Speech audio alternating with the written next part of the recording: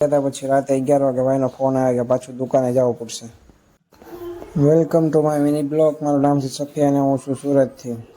આજે સવારમાં એવું મસ્ત વાતાવરણ હતું ને, જો મસ્ત મજાનું વાતાવરણ હતું. આજ સવારમાં વરસાદ રેડ એલર્ટ આપેલું હતું બોટાદમાં. આપણે પછી પહોંચી ગયા દુકાન પર અને વરસાદ પણ ચાલુ થઈ ગયો. આપણે ફટાફટ પ્લાસ્ટિક પણ નાખી દીધું ઉપર.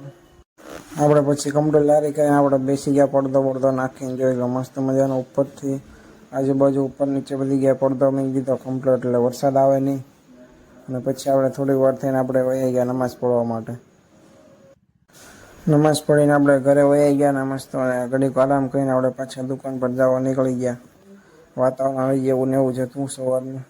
પછી દુકાન જઈને ઘડી ખોલી નાખી કમ્પ્લીટ. પછી બેઠા એટલી વારમાં તો જેટલી ગાયો આવી ગઈ, જેટલી ગ્રાહક નથી આવતા એટલી ફેરી તો ગાયો આવે છે બોટાદની માર્કેટમાં.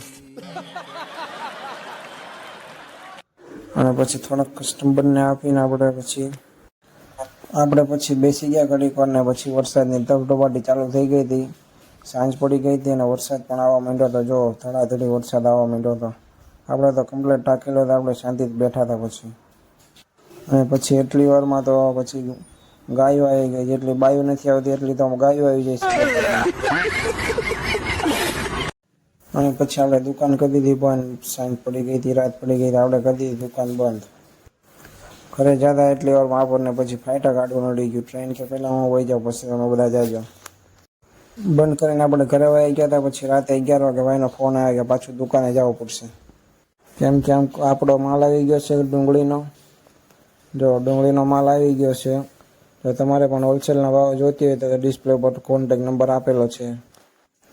પછી આપણે માલ ચેક કર્યો થોડોક. માલ તો સારો જ છે. પછી આપણે આપણો પણ એક મસ્ત મજાનો શૂટ લઈ લીધો. મસ્ત મજાનો જો માલ આવી ગયો છે.